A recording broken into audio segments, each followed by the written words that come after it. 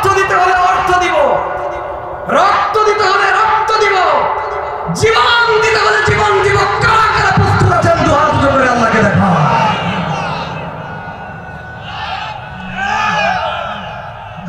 313 জন যেমন গোটা আরবের শক্তিশালীদের বিরুদ্ধে লড়াই করে বিজয় অর্জন করেছিল, আজ যদি বাংলার জমিনে একেবারে ইমানের তেজ নিয়ে, ইমানের দীপ্ততা নিয়ে 313 জন দাঁড়ায় যায়, ইনশাআল্লাহ এই জমিনের মধ্যে অতিসত্বর ইসলামের পতাকা উত্তীর্ণ হবে ইনশাআল্লাহ। যদি আপনি মনে করেন এটা মুসলমান রাষ্ট্র, আপনি যদি মনে করেন আপনি ইসলামিক রাষ্ট্রের মধ্যে বসবাস করেন, আপনি যদি মনে করেন আপনি কোরআনের রাষ্ট্রের মধ্যে বসবাস করেন, 90% মুসলমানের রাষ্ট্রে বসবাস করেন, ক্ষমতা থাকলে এই 3 আইনের একটা আইন বাস্তবায়ন করে দেখা। কোরআন শুনতে বসার আগে উচিত প্রত্যেকটা মানুষকে তার তলবটাকে ধুয়ে মুছে পুত পবিত্র করে নিয়েই তারপরে কোরআন শোনা আরম্ভ করা। অন্যথায় অপবিত্র পাত্রে যতই পবিত্র দুধ রাখা হোক না কেন, সেটা যেমন অপবিত্র এবং খাওয়ার উপযুক্ত থাকে না, ঠিক তদ্রূপভাবে কোরআন যত দামি জিনিসই হোক না কেন, যদি সেই পাত্রটা শুদ্ধ না হয়, তো সে পাত্র এর মধ্যে যদি কোরআন রাখা হয়, তো কোরআন তাকে হেদায়েত দান করে না, বরং সে কোরআন তাকে জাহান্নামী বানায়। যেমন আবু জেহেলের কাছেও কোরআন গিয়েছিল, ওমর রাদিয়াল্লাহু তাআলা আনহুর কাছেও কোরআন গিয়েছিল। এই কোরআন ওমর রাদিয়াল্লাহু তাআলা আনহুকে জান্নাতের সুসংবাদ প্রাপ্ত করেছিল দুনিয়ার থেকে, আর আবু জেহেলকে দুনিয়ার থেকে জাহান্নামের সুসংবাদ প্রাপ্ত বানিয়েছিল। কথা বলেন ঠিক কিনা? সুতরাং আমাদের সর্বপ্রথম দায়িত্ব এবং কর্তব্য হচ্ছে কোরআনের আলোচনা শোনার আগে আমাদের কলবটাকে কোরআনের জন্য পুত পবিত্র করা। এই পুত পবিত্র করার জন্য সর্বপ্রথম কাজই হচ্ছে নিয়তটাকে খালেস করা। কি করা? নিয়তটাকে সঠিক করা। নিয়ত যদি সঠিক না হয়, তাহলে এই কোরআনের আলোচনা আমি করব, আমারও ফায়দা হবে না, শ্রোতাদেরও ফায়দা হবে না, কারোর কোনো ফায়দা হবে না। এজন্য নিয়ত সংশোধন করার জন্য বক্তার নিয়ত সংশোধন থাকতে হবে, শ্রোতাদের নিয়তেরও সংশোধন থাকতে হবে, এবং আয়োজক কমিটির নিয়ত সঠিক থাকতে হবে। সম্মানিত ভাইয়েরা, প্রসিদ্ধ আলেমে দ্বীন ভারত উপমহাদেশের ইতিহাস যারা পড়েছেন তার নামটা অবশ্যই পড়েছেন ইসমাইল শহীদ রহমাতুল্লাহি আলাইহি। দিল্লির জামে মসজিদে খুতবা দিবেন, ইউটিউবের যুগ ছিল না, দিল্লির জামে মসজিদে খুতবা দেবেন। দিল্লির জামে মসজিদে খুতবা দেওয়ার জন্য উনি এসেছেন, খুতবা দিয়েছেন, 1-1.5 ঘন্টা যা আলোচনা করার তা তিনি করেছেন। আলোচনা শেষ করে সেখান থেকে যখন তিনি বের হচ্ছেন, যারা আপনারা দিল্লির লাল কেল্লার অপোজিটে জামে মসজিদটা দেখেছেন, এর প্রথম ফ্লোরটা হলো বর্তমানে আমাদের যেমন মডেল মসজিদ আছে না, যেরকম অনেকখানি উপরে উঠে গিয়ে প্রথম ফ্লোরটা, ঠিক তদ্রুপ দিল্লির জামে মসজিদটার প্রথম যে ফ্লোরটা, এটা প্রায় 1.5 তলা সমান উঠতে হয়। তো উনি ওই সিঁড়ি দিয়ে নামতেছেন। সিঁড়ি দিয়ে নামার সময় একজন গ্রাম্য ব্যক্তি, বেদুইন ব্যক্তি দূর থেকে দৌড়ে আসছে, এসে বলছেন, मैं तो बहुत दूर से आया हूँ मौलाना इस्माइल के बयान सुनने के लिए। আমি অনেক দূর থেকে এসেছি মাওলানা ইসমাইলের বয়ান শোনার জন্য। তো ইসমাইল শহীদ রহমাতুল্লাহ আলাইহি আমার দিকে খেয়াল করেন, তাহলে বয়ান বুঝবেন নাকি। ইসমাইল শহীদ রহমাতুল্লাহ আলাইহি বয়ান শেষ করে বের হচ্ছেন, সিঁড়ি দিয়ে নামছেন, এমন অবস্থায় এক বেদুইন ব্যক্তি আসছে, এসে বলছে, मैं बहुत दूर से आया हूं मौलाना इस्माइल के बयान सुनने के लिए। আমি অনেক দূর থেকে ইসমাইলের বয়ান শোনার জন্য, মাওলানা ইসমাইল সাহেবের বয়ান শোনার জন্য এসেছি। ওনার বয়ান কি খতম হয়ে গিয়েছে? জিজ্ঞাসা করছে ঘটনাচক্রে খোদ বক্তাকে। কাকে জিজ্ঞাসা করতেছে? বক্তাকেই জিজ্ঞাসা করতেছে। বক্তা বলছে, হ্যাঁ ভাই, বয়ান তো খতম हो चुका है, थोड़ी देर बाद, थोड़ी देर पहले, কিছু সময় পূর্বে তো বয়ান শেষ হয়ে গেছে। তখন উনি দীর্ঘ শ্বাস ফেললেন এবং আফসোস করে বললেন, হায় আল্লাহ, আমি তো বহুত দূর থেকে আসছিলাম ওনার বয়ান শোনার জন্য, বয়ানটা শেষ হয়ে গেল। ওনার আফসোস দেখে, বয়ান শোনার প্রতি আগ্রহ দেখে উনি বললেন, আচ্ছা ঠিক আছে, আপনি এখানে বসেন, আমি আপনাকে পুরো বয়ানটা আবার শোনাব। সিঁড়ির পরে বসে গেছেন মাওলানা ইসমাইল রহমাতুল্লাহ আলাইহি, যেই বয়ানটা হাজার হাজার জনগণের সামনে মসজিদের মধ্যে ঘন্টাব্যাপী করেছেন, শুরুর থেকে শেষ পর্যন্ত হুবহু সেই বয়ানটা আরেকবার উনি রিপিট করেছেন। এই বয়ান রিপিট করার পরে উনি যখন এই বয়ান শেষ করে উঠে চলে যাচ্ছেন, যাওয়ার সময় ওনার খাদেম জিজ্ঞাসা করছেন, হুজুর আপনি তো ওনাকে বলতেই পারতেন আপনি টাইম ওভার করে এসেছেন, অন্য কোনো মাহফিল যেখানে আমার হয় আপনি সেখানে যাবেন, এখানের বয়ান তো শেষ হয়ে গেছে, আপনাকে তো দ্বিতীয়বার জিজ্ঞাসা করারও তার সুযোগ ছিল না, কারণ দেরি তো সে করছে, আপনি তো করেননি, আপনি একজনের জন্য পুরো বয়ানটা রিপিট কেন করতে গেলেন আর এই সময় কেমন বা কেন করলেন?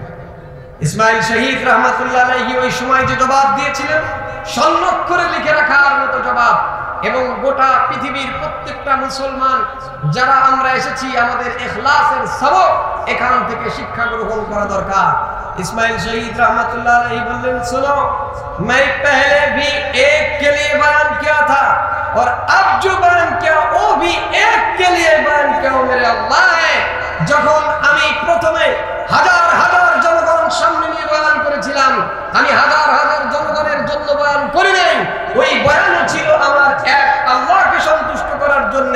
আবার যখন সিঁড়ির পরে বসে একজন আমার সামনে বসা ছিল, তখনও আমি ওই শ্রোতার দিকে লক্ষ্য করে বয়ান করি নাই, আমিও আমার এক আল্লাহকে খুশি করার জন্য বয়ান করেছি। আল্লাহু আকবার কাবীরা। বয়ান কার জন্য? এক আল্লাহর জন্য। সুতরাং আমরা যারা বয়ান করব কার জন্য, যারা শুনবো কার জন্য, এই নিয়তকে সংশোধন করার পরে এবার আসুন, আমি আপনাদের সামনে তেলাওয়াত করেছি কোরআনের 114 সূরার মধ্যে 14 নম্বর সূরা। সূরাটার নামকরণ করেছেন আল্লাহ রাব্বুল আলামিন একজন ঐতিহ্যবাহী আমাদের পিতা, জাতির পিতা ইব্রাহিম আলাইহিস সালাতু ওয়াস সালামের নামে। এই কোরআনের টোটাল 25 জন নবীর আলোচনা এসেছে, তার মধ্যে আমাদের জাতির পিতা তথা আমাদের পূর্বপুরুষ হযরত ইব্রাহিম আলাইহিস সালাতু ওয়াস সালামের নামে আল্লাহ তাআলা এই সূরাটা নাজিল করেছেন। এই সূরাটা নাজিল হয়েছে মক্কায়, রুকু আছে 7টি, আয়াত আছে 52টি। এর প্রথম নম্বর আয়াত আমি আপনাদের সামনে তেলাওয়াত করেছি। হযরত ইব্রাহিম আলাইহিস সালাতু ওয়াস সালাম জাতির পিতা কেন? আমাদের জাতির পিতা ইব্রাহিম আলাইহিস সালাতু ওয়াস সালাম কেন, এটা আমাদের অনেকের জানা নাই, জানা দরকার আছে না নাই? প্রিয় ভাইরা আমার, হযরত ইব্রাহিম আলাইহিস সালাম তার 2 জন সন্তান নবী ছিলেন। এক সন্তানের নাম ইসমাঈল আলাইহিস সালাতু ওয়াস সালাম, আর এক সন্তানের নাম ইসহাক আলাইহিস সালাতু ওয়াস সালাম। ইসহাক আলাইহিস সালাতু ওয়াস সালামের ছেলের নাম ইয়াকুব আলাইহিস সালাম। কি নাম? ইয়াকুব আলাইহিস সালাম। এই ইয়াকুব আলাইহিস সালাতু ওয়াস সালামের অপর নাম ছিল ইসরাঈল আলাইহিস সালাম।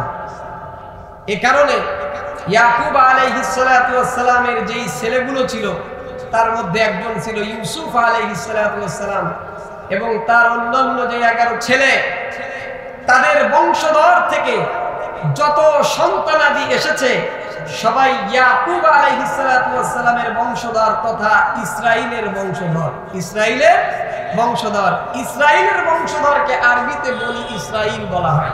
কথাটা কি বুঝতে পারছেন? এই বনি ইসরাঈল তথা ইয়াকুব আলাইহিস সালাতু ওয়াস সালামের বংশধর, আর ইব্রাহিম আলাইহিস সালাতু ওয়াস সালাম হচ্ছে ইসরাঈল তথা ইয়াকুব আলাইহিস সালাতু ওয়াস সালামের আপন দাদা। হযরতে ইয়াকুব আলাইহিস সালাতু ওয়াস সালামের পর থেকে শুরু করে হযরত ঈসা আলাইহিস সালাতু ওয়াস সালাম পর্যন্ত যত নবী দুনিয়ার বুকে আগমন করেছেন, প্রত্যেকটা নবী বনি ইসরাঈলের মধ্যে ছিল। এ কারণে তাদেরকে বনি ইসরাঈলের নবী বলা হয়। বনি ইসরাঈলের সর্বশেষ নবী হযরত ঈসা আলাইহিস সালাতু ওয়াস সালাম। এই বনি ইসরাঈলের একটা ধারা। দ্বিতীয় ধারা হচ্ছে যেটা ইসমাঈল আলাইহিস সালাম থেকে রেখে এসেছিলাম, এই ইসমাঈল আলাইহিস সালামের বংশধর থেকে আল্লাহ অন্য কোন নবী দুনিয়ায় আনেননি। সর্বশেষ নবী, বিশ্ব নবী জনাব মুহাম্মদুর রাসূলুল্লাহ সাল্লাল্লাহু আলাইহি ওয়াসাল্লামকে রব্বুল আলামিন তার বংশধর থেকে প্রেরণ করেছেন।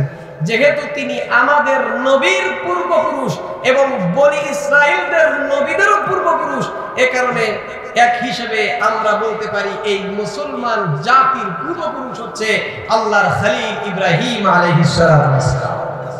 এই কারণে জাতির পিতাকে,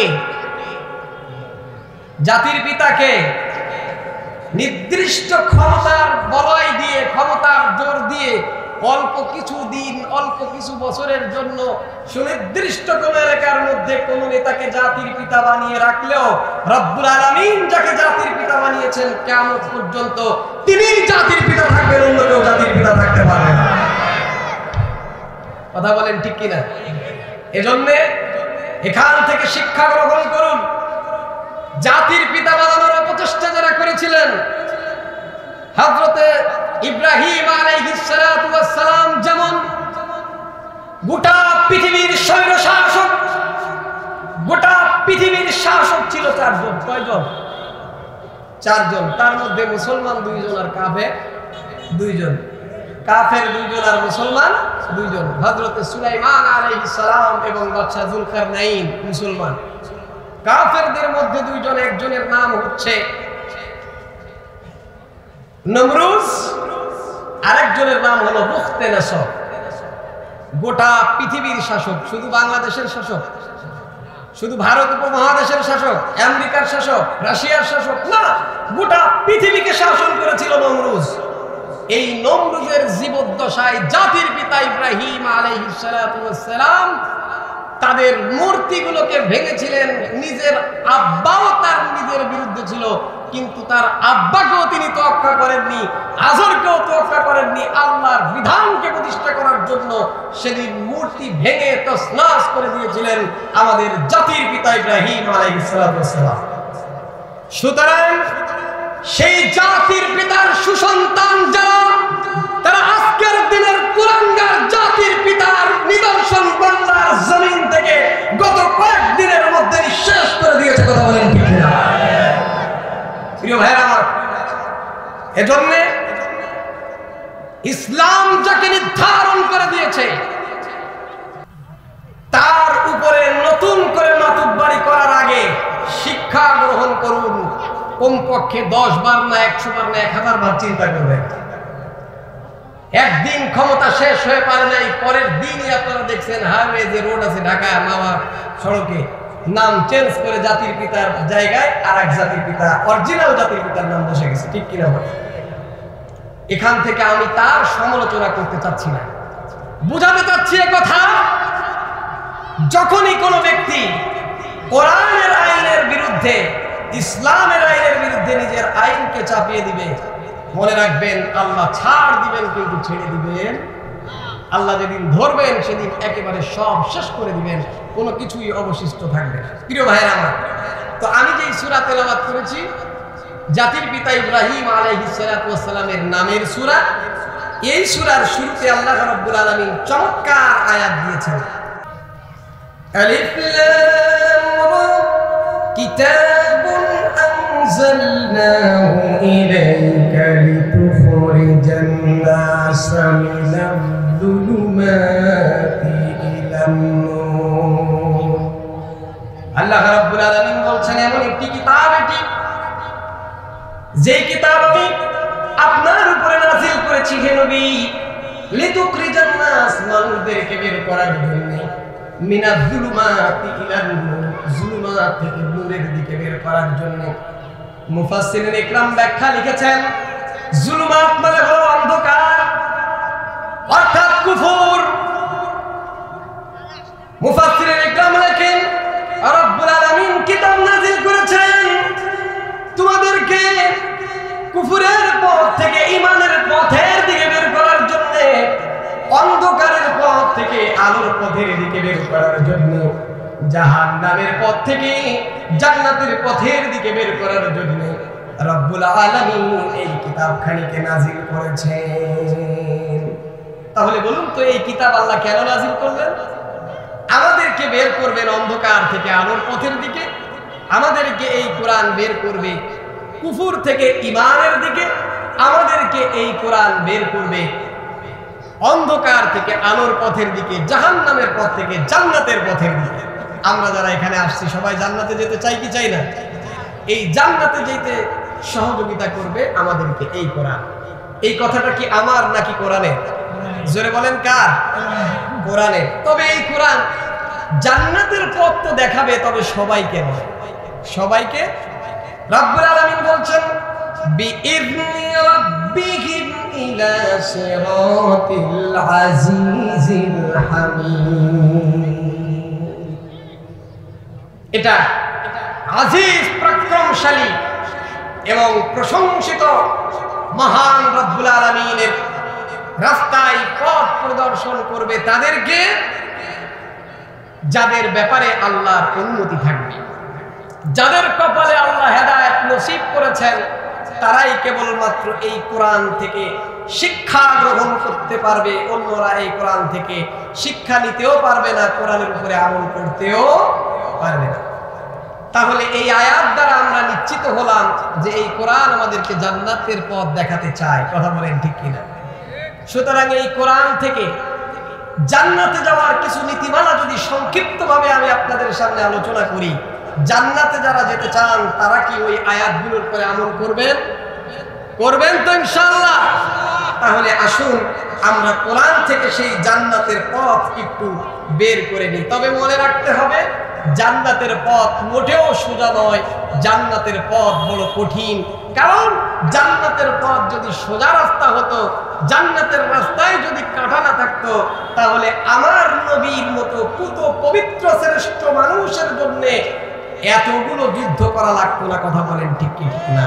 নিজের মাতৃভূমি ত্যাগ করা লাগতো না, বারবার বারবার হত্যার ষড়যন্ত্রের শিকার হতে হতো না। তিনটা বছর শিয়াবে আবি তালেবের মধ্যে কারারুদ্ধ অবস্থায় গাছের পাতা খেয়ে জীবন ধারণ করতে হতো না। চিল্লায় বলেন ঠিক না? আমার নবীর যেহেতু তিনটা বছর কারারুদ্ধ থাকতে হয়েছে, আমার নবী যখন খাবার পাননি, গাছের পাতাগুলো খেয়ে খেয়ে নবী এবং তার সাথী সঙ্গীরা যখন পায়খানা করতো, তখন কালো কালো ছাগলের যে নেদি আছে এর মতো লেজের মতো এইরকম পায়খানা তিনি করেছেন। এটা এমনিতেই নয়, দ্বীনের সঠিক বুঝ প্রচার করার স্বার্থে, অন্যথায় নবীর কষ্ট করার কোনো প্রয়োজন ছিল না। সুতরাং আজকের দিনে যারা আল্লাহর কোরআনের পক্ষে থাকতে চান এবং শুধুমাত্র সাদা জামায় দাগ না লাগিয়ে ঘুরতে চান, মনে রাখবেন আপনার রাস্তা কখনোই সেই রাস্তা নয় যে রাস্তা ছিল আমার নবীর রাস্তা। যে রাস্তায় চললে বাধা আসে, যে রাস্তায় চললে জেল আসে, যেই রাস্তায় চললে জুলুম আসে, যেই রাস্তায় চললে নির্যাতন আসে, ওটাই হচ্ছে আমার নবীর বাতলানো রাস্তা, ওটাই হচ্ছে সাহাবায়ে কেরামের রাস্তা। চিল্লায় বলেন ঠিক কিনা? আমার প্রিয় ভাইরা, আল্লাহ পাক রব্বুল আলামিন বলেন পবিত্র কোরআনুল কারীমে সূরাতুল মায়েদার 49 নম্বর আয়াতে বলেন ওয়া আনইহকুম বাইনাহুম বিমা আনজালাল্লাহু ওয়া লা তাত্তাবি আহওয়াআহুম ওয়াহযারহুম আন ইয়াফতিনুকা আন বা'দি মা আনজালাল্লাহু ইলাইক। আল্লাহু আকবার। আল্লাহ রাব্বুল আলামিন বলেন, হে নবী, ওয়া আনইহকুম, আপনি আইন করবেন, আপনি বিচার করবেন, আপনি নিয়ম দিবেন, আপনি কানুন করবেন, আপনি সংবিধান বানাবেন, আপনি সংগঠন বানাবেন। কিসের মাধ্যমে? আল্লাহ রাব্বুল আলামিন নবীকে শিখাই দিলেন বিমা আনজালাল্লাহু, আল্লাহ রাব্বুল আলামিন যা নাযিল করেছেন তা দিয়া। আল্লাহ রাব্বুল আলামিন যা নাযিল করেছেন তা দিয়া। বুঝে থাকলে বলুন আল্লাহ রাব্বুল আলামিন কি নাযিল করেছেন? জোরে বলেন কি নাযিল করেছেন? শুধু কোরআন নয়, রব্বুল আলামিন নাযিল করেছেন ওহী। আর জোরে বলেন কি নাযিল করেছেন? আল্লাহ পাক নাযিল করেছেন ওহী। এই ওহী রব্বুল আলামিন দুই ভাগে বিভক্ত করেছেন। আওয়াজ দিয়ে বলুন কয় ভাগে বিভক্ত করেছেন? 2 ভাগে বিভক্ত করেছেন। একটা হলো ওয়াহিয়াল মাতলু, আরেকটা হলো ওয়াহিয়াল গায়র মাতলু। ওয়াহি মাতলু হলো ওই ওয়াহি যেই ওয়াহিটা কোরআনের মধ্যে সরাসরি আল্লাহর কালাম, আল্লাহর ভাষায় নাযিল হয়েছে, এটা হলো ওয়াহি মাতলু। আর এক প্রকার ওয়াহি হলো ওয়াহি গায়র মাতলু, যেটা আল্লাহ নাযিল করেছেন ঠিকই, কিন্তু সরাসরি আল্লাহর ভাষায় নয়, নবীর জবান দিয়ে বের করেছেন, এটা হলো সুন্নাহ বা হাদিস, এটাও ওয়াহি। কারণ আল্লাহ তাআলা কোরআনের মধ্যে বলেন, মা ইয়ানতিকু আনিল হাওয়া ইন হুয়া ইল্লা ওয়াহয়ুন ইউহা। নবীজি যেই কথাগুলো বলেন, একটা কথাও নিজের পক্ষ থেকে রচনা করে বলেন না, একটা কথাও নিজের পক্ষ থেকে বানায় বলেন না, যেটা বলেন সেটাই ওহী, আল্লাহর পক্ষ থেকে ওহী প্রাপ্ত হয়ে তবেই তিনি কথা বলেন। আল্লাহ তাআলা কোরআনের অন্য আয়াতের মধ্যে বলেন, ওয়ালাউ তাকাওয়ালা আলাইনা বা'দুল আকাবিল লাআখাযনা মিনহু বিল ইয়ামিন থুম্মা লাকাতানা মিনহুল ওয়াতিন। আল্লাহু আকবার। আল্লাহ রাব্বুল আলামিন বলেন, একটা কথাও যদি নবী মুহাম্মদ নিজের পক্ষ থেকে রচনা করে আমার নামে চালিয়ে দিত, আমি রব্বুল আলামিন তার ডান হাতখানাকে চেপে ধরতাম, তার কণ্ঠনালীকে কেটে দিতাম। বোঝা গেল যত কথা নবী বলেছেন একটাও নিজের পক্ষ থেকে বলেন নাই। সুতরাং নবীর কথাও ওহী, কোরআনের কথাও ওহী। এই দুটো প্রকার ওহী হচ্ছে আল্লাহর নাযিল কিন্তু। কথা বলেন ঠিক কিনা? আর আল্লাহ বললেন তোমরা বিধান দিবা, ওয়া আনিহকুম বাইনাহুম বিমা আনজালাল্লাহ, তোমরা আইন করবা, সংবিধান বানাবা আল্লাহ যা নাযিল করেছে তা দিয়ে। আল্লাহ কিন্তু এখানে শুধুমাত্র স্পেশালি কোরআনের কথা উল্লেখ করেনি, বিল কোরআন বলেননি, কোরআন দিয়ে বলেননি। কি বলেছেন? বিমা আনজালাল্লাহ। মা হচ্ছে আম, মানে ব্যাপক, মা বোঝানোর জন্য আসছে যত ধরনের বিধান আল্লাহ দিয়েছে তথা কোরআন এবং সুন্নাহ যে যে বিধান আল্লাহ দিয়েছেন তার মাধ্যমে আইন করতে হবে। শুধু কোরআন দিয়েও নয়, শুধু হাদিস দিয়েও নয়, কোরআন এবং হাদিস উভয়টির সমন্বয়ে কি করতে হবে? সংবিধান রচনা করতে হবে। আল্লাহ রাব্বুল আলামিনের পরের অংশে বলছেন, ওয়ালা তাত্তাবি' আহওয়াআহুম, এই আইন বানানোর ক্ষেত্রে, এই নীতিমালা তৈরি করার ক্ষেত্রে তাদের অনুসরণ করবেন না, তাদের অনুকরণ করবেন না। বলেন তো কাদের? আল্লাহ বলছেন তাদের অনুসরণ করবেন না। বলেন তো কাদের অনুসরণ করতে নিষেধ করেছেন? ওই বিধর্মী ইহুদি খ্রিস্টান যারা আল্লাহর আইনের এগেনস্টে নিজস্ব আইন জারি করেছে, এদের আইনে চলা যাবে না, তাদের অনুসরণ করা যাবে না। এই বিধান দিয়েছেন কে? আল্লাহ দিয়েছেন। ওয়ালা তাত্তাবি আহওয়াহুম। আল্লাহ এতটুকু বলেই ক্ষান্ত হননি, আল্লাহ আরো বলছেন, আল্লাহ বলছেন ওয়াহযারহুম আইয়াফতিনুকা আন বা'দি মা আনজালাল্লাহু ইলাইহি। আল্লাহ বলছেন হে নবী আপনি সতর্ক থাকবেন, সচেতন থাকবেন। কারণ আইন হলো দুইটা, একটা হলো কোরআন সুন্নাহর আইন, আরেকটা হচ্ছে ওদের বানানো আইন। ওরা সব সময় চাবে তাদের আইন অনুযায়ী গোটা পৃথিবী চলুক, আর আপনি চাইবেন কোরআন এবং সুন্নাহ অনুযায়ী গোটা পৃথিবী চলুক। সুতরাং তারা যেন আপনার আইন বাদ দিয়ে তাদের আইন আপনাদের ভিতরে চালাই দিতে না পারে, এ ব্যাপারে আপনি সচেতন দৃষ্টি রাখবেন। আল্লাহ বলছেন ওয়াহযারহুম, আপনি সচেতন থাকবেন। কাকে বলতেছে? নবীকে বলছেন ওয়াহযারহুম, তাদের ব্যাপারে আপনি সচেতন থাকবেন। আইয়াফতিনুকা আন বা'দি মা আনজালাল্লাহু ইলাইহি, আপনার উপরে আল্লাহ যা নাযিল করেছেন এর থেকে যেন তারা আপনাকে এক পাও পিছনে সরাতে না পারে। আপনাকে আল্লাহ যে আইন দিয়েছেন এই আইন থেকে যেন তারা আপনাকে ফিরিয়ে আনতে না পারে, এই ব্যাপারে আপনি সজাগ দৃষ্টি রাখবেন। আমার কথা না কোরআনের কথা, সজাগ দৃষ্টি রাখবেন। আল্লাহ বলছেন শোনেন, আপনি এই কাজটা করবেন, এরপরেও যদি তারা বিমুখ হয়ে যায়, যদি তারা বিমুখতা প্রদর্শন করে, আপনি জেনে রাখেন আন্নামা ইউরিদুল্লাহু, আল্লাহ রাব্বুল আলামিন চাচ্ছেন আইয়ুসিবাহুম বিবাযি যুনুবিহিম, আল্লাহ তাদের গুনার কিছুর কারণে তাদেরকে পাকড়াও করবেন, এটা আল্লাহ চাচ্ছেন। আল্লাহ চাচ্ছেন ওদেরকে শাস্তি দিবেন, এজন্যই তারা আপনার কোরআনের আইন বাদ দিয়া, হাদিসের আইন বাদ দিয়া নিজেদের আইনকে বাস্তবায়ন করবে। সুতরাং আপনি তাদের আইনের অনুসরণ করবেন না, আপনি আপনার রবের দেওয়া কোরআনের আইনের অনুসরণ করবেন। আমার প্রিয় ভাইরা, আল্লাহ রাব্বুল আলামিন বলছেন, ওয়া ইন্না কাসীরাম মিনান নাসি লাফাসিকুন। এই যে বিধান দিয়ে দিলাম, তারপরেও তোমরা জেনে রাখো মানুষের মধ্যে অধিকাংশ মানুষই ফাসিক, অধিকাংশ মানুষই এই বিধান অনুযায়ী চলবে না। অধিকাংশ মানুষ এই বিধান অনুযায়ী চলবে না। এটা তো আয়াতের মোটামুটি একটা মর্ম অনুবাদ আমি করলাম। এবার একটু বিস্তারিতভাবে আসুন আমরা এই আয়াতটাকে বোঝার চেষ্টা করি। আমার প্রিয় ভাইয়েরা, এই আয়াতের থেকে আমরা বুঝতে পারলাম দুনিয়ার মধ্যে আইন হবে কয়টা? আস্তে বলবেন না, জোরে বলেন কয়টা? একটা হবে কোরআন সুন্নাহর আইন, আর একটা হবে ওদের বানানো আইন। একটা হবে কোরআন সুন্নাহর আইন, আর একটা হবে ওদের বানানো আইন। ওরা সব সময় চাইবে তাদের আইন অনুযায়ী রাষ্ট্র পরিচালনা করার জন্য, আর কোরআন সুন্নাহর প্রেমিক যারা হবে, কোরআন সুন্নাহর ভালোবাসা যাদের ভিতরে থাকবে, তারা সব সময় চাবে কোরআনের আইন অনুযায়ী রাষ্ট্রকে পরিচালনা করার জন্য। আচ্ছা বলেন তো, ওদের বানানো আইন অনুযায়ী রাষ্ট্র পরিচালিত হলেই শান্তি প্রতিষ্ঠা হবে, নাকি আল্লাহটা দিয়ে করলে শান্তি প্রতিষ্ঠা হবে? এই কথাটা আমাদের মুখের কথা, এই কথাটা আমাদের দিলের কথা নয়। এই কথা যদি দিলের কথা হতো, 90% মুসলমানের রাষ্ট্রে এতদিন ইসলামী খেলাফত প্রতিষ্ঠা হয়। এটা আমাদের মুখের কথা, এখানে বলি, এখান থেকে উঠে যাওয়ার পরে এটা আর মনে থাকে না।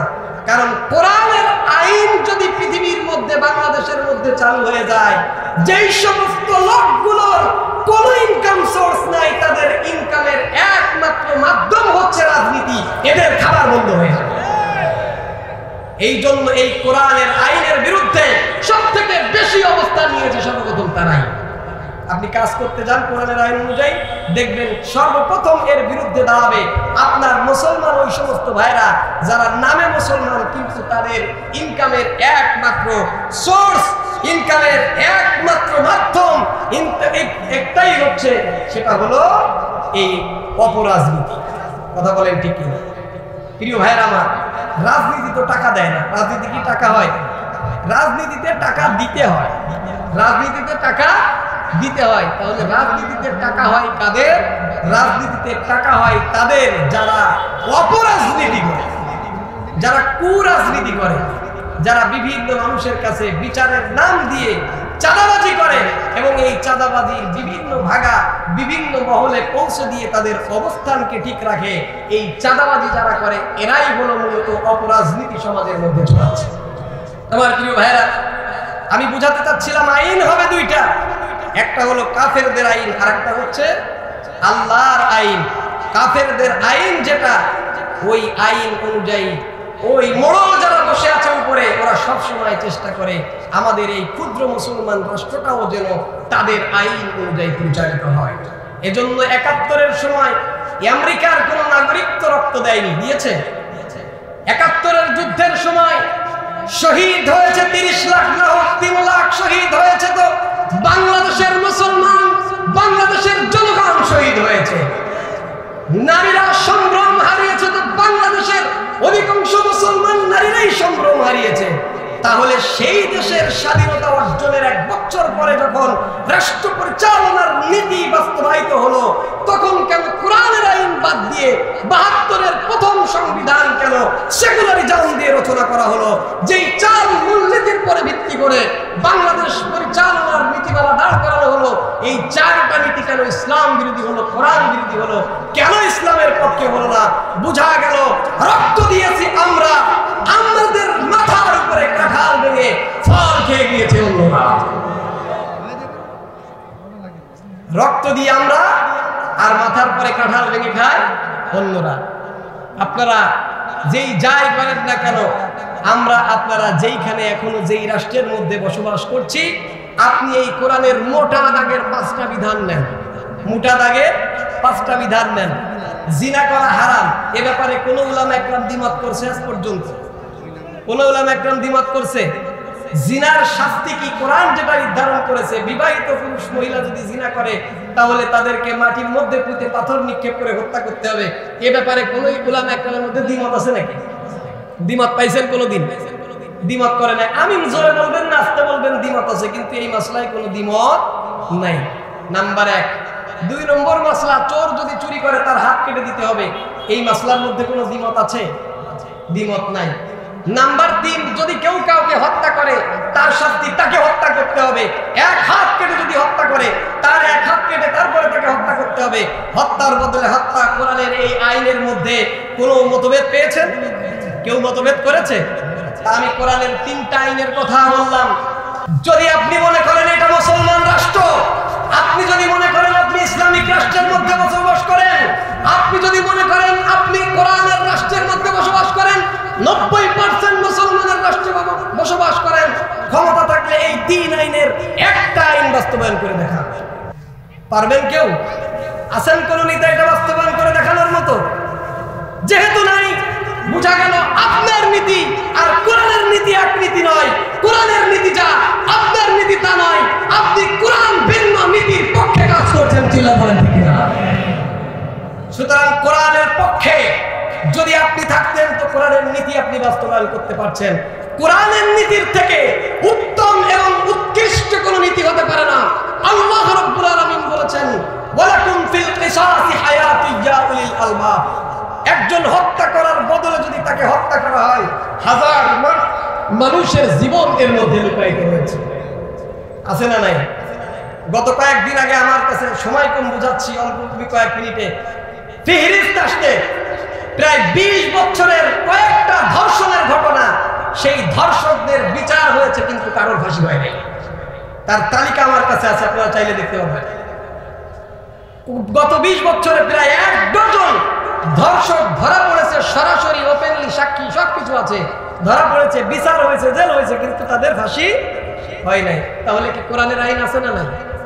তাহলে এই বাংলাদেশের মধ্যে কোরআনের আইন বাস্তবায়ন যদি আমরা করতে চাই, কোরআন অনুযায়ী যদি রাষ্ট্র পরিচালনা করতে চাই, তাহলে কোরআনের পক্ষে কাজ করার দরকার আছে না নাই? আওয়াজ দিয়ে বলেন, দরকার আছে না নাই? এই কোরআনের পক্ষে, কোরআনের আইনকে বাংলার জমিনে বাস্তবায়ন করার জন্য যদি শ্রম দিতে হয় শ্রম দিব, অর্থ দিতে হলে অর্থ দিব, রক্ত দিতে হলে রক্ত দিব, জীবন দিতে হলে জীবন দিব। কারা কারা প্রস্তুত আছেন? দুই হাত উঁচু করে আল্লাহকে দেখা।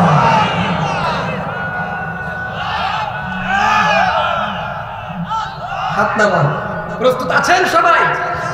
এই কোরআনের আইন বাস্তবায়ন করার পক্ষে কাজ করতে সবাই প্রস্তুত?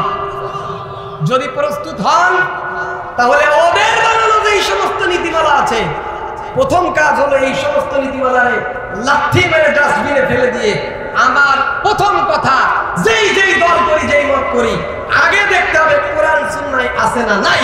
কোরআন সুন্নায় আছে তো করব, কোরআন সুন্নাহ নাই তো ওর সাথে আমার কোনো সম্পর্ক নাই। কারণ আল্লাহর জমিনে আল্লাহর আইন বাদ দিয়ে শান্তি প্রতিষ্ঠা হতে পারে, এই বিশ্বাস আমাদের মধ্যে কম হয়ে গেছে, যার কারণে আমরা অশান্তিতে ভুগতেছি। আপনি শান্তি কোথায়? দিশেহারা হয়ে যাবেন, হতভম্ব হয়ে যাবেন, কিন্তু শান্তি খুঁজে পাবেন না। আমার প্রিয় ভাইরা, এজন্য কোরআনের আইন বাস্তবায়ন করার জন্য আমাদের প্রত্যেককে সর্বাত্মক প্রচেষ্টা চালাইতে হবে। এই চেষ্টা চালাইতে গেলে যদি সাময়িক বাধা আসে, ভয় পাওয়া যাবে। জেল জরিমানা আসলে ভয় পাওয়া যাবে। ভয় করতে হবে কাকে? একমাত্র আল্লাহকে। জোরে বলেন, কাকে? একমাত্র আল্লাহ ছাড়া আমরা কাউকে ভয় করব? যত বাধা বিপত্তি আসুক না কেন, আমরা শুধুমাত্র আল্লাহর দরবারে সিজদা দিয়ে আল্লাহকে বলছি, রব্বুল আলামিন, মাথা নত করেছি তো আপনার কাছে করেছি, ফাঁসির মঞ্চে দাঁড়িয়ে হলো আপনার কাছে মাথা নত করবো, কিন্তু কোন জালেম, কোন আল্লাহর বিরুদ্ধে স্বৈরাচারের কাছে মাথা নত করতে রাজি নয়। এই ঈমান আমাদেরকে পয়দা করতে হবে।